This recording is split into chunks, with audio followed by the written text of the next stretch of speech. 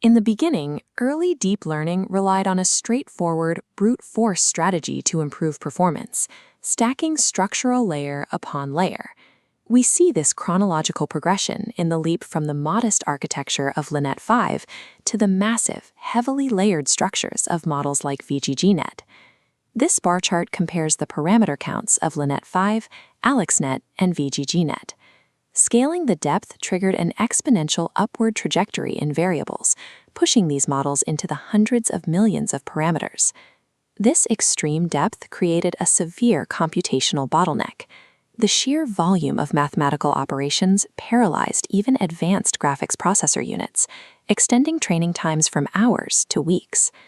Beyond hardware limitations, the depth introduced mathematical instability. Networks became highly susceptible to overfitting their training data, and gradients would vanish before reaching the earliest layers, causing the learning process to stall. To survive this physical limit, researchers stopped adding macro layers. Instead, they began re-engineering the mathematical microarchitecture inside the layers themselves. Overcoming the depth bottleneck meant looking past the limitations of the standard generalized linear model and experimenting with dynamic, parameterized micronetworks. This diagram illustrates the baseline operation of a standard convolutional layer. A flat, semi-transparent filter sweeps across a 2D grid of pixels, multiplying and summing the underlying values into a single output node. This operation relies on a specific mathematical assumption that the latent concepts hidden in the underlying data are linearly separable. But visual data is rarely that clean. Linear separability fails when a network needs to capture highly abstract, overlapping features, like the curve of an ear intersecting the shadow of a jawline. To solve this, researchers introduced the network-in-network, or NIN, architecture. Here, the traditional flat filter becomes a multi-layered 3D micronetwork. It embeds an entirely separate microscopic neural network strictly inside the bounds where a traditional flat filter would operate. The architecture achieves this by placing one-by-one convolutions immediately after the traditional convolutional layer. These one-by-one convolutions act as cascaded cross-channel parametric pooling. They calculate complex, nonlinear relationships across the depth of the feature maps. Once processed, the MLP conv layer feeds its output directly into a global average pooling layer, which spatially averages the feature maps. Global average pooling generates the global semantic information directly, eliminating the need for dense, fully connected layers at the end of the network. This drastically drops the total parameter count. By embedding micro-networks inside the filters, the convolutional neural network extracts deeper, highly nonlinear representations before the data ever leaves the initial layer. This internal complexity solves feature abstraction, but networks still face the problem of spatial context, understanding the relationship between pixels that are located far apart in an image. The physical limitation here is straightforward. Capturing a wider area of an image requires expanding the physical size of the filter, which causes a computational explosion of new weak parameters. We measure this spatial awareness using the receptive field, the total field of vision a single neuron has over the previous layer. To expand the receptive field without adding parameters, researchers developed dilated convolution. Here, gaps smoothly open between filter elements. A dilation factor of 2 expands the footprint to a 7x7 grid, covering a larger area using only the original 9 computational parameters. Stacking 3 of these dilated convolution layers creates an exponential expansion of the receptive field at each layer. Mathematically, a 3-layer dilated sequence achieves a massive 2 to the power of 3 minus 1 squared receptive field. By manipulating the geometry of the filter rather than adding parameter weight, the network maps high-resolution semantic segments with extreme efficiency.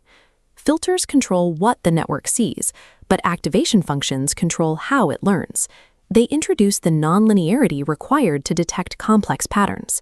This graph plots the standard rectified linear unit, or ReLU, the default activation choice for modern networks.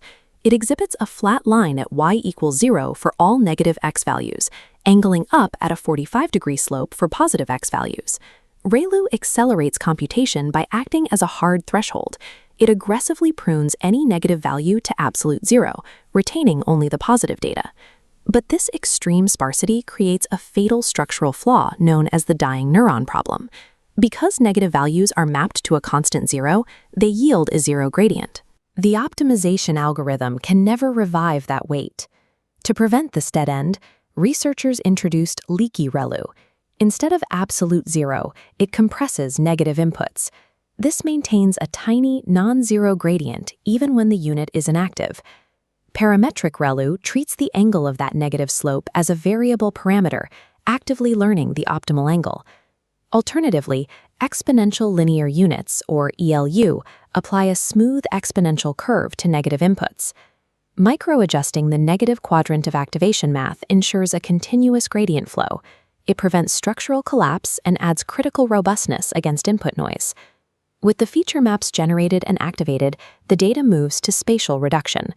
Traditional pooling layers are applied here to reduce resolution and create shift invariance. This diagram illustrates standard max pooling. The system evaluates a region of pixels and passes only the single highest value forward. This deterministic operation is highly destructive. By aggressively discarding all non-maximal data, the network frequently overfits to the most dominant features in an image, losing subtle details. Stochastic pooling replaces deterministic maximums with a probability-based alternative. In its first mathematical step, the system normalizes the raw activations within a region, converting them entirely into fractional probabilities. In the second step, the system samples from a multinomial distribution to select the surviving value strictly based on those calculated percentages. Because of this multinomial distribution, a lower, non-maximal value now has a statistical chance of surviving the pooling layer and moving forward in the network. This probability-based selection embeds a dropout-like regularization directly into the pooling architecture. It rescues subtle background features that would otherwise be permanently lost. These micro-architectural optimizations converge within the Inception module. This diagram illustrates the structural layout of Inception. Instead of a single sequential path, the incoming data stream splits into 4 distinct parallel branches simultaneously. By utilizing variable filter sizes across these parallel paths, the module captures different visual patterns at multiple scales simultaneously. The critical feature here is the inclusion of one-by-one convolutions placed immediately before the heavier filters, acting as narrow funnels for the data stream. These one-by-one bottlenecks act as dimension reduction modules. They compress the data representations, preventing the computational cost of the parallel branches from exploding.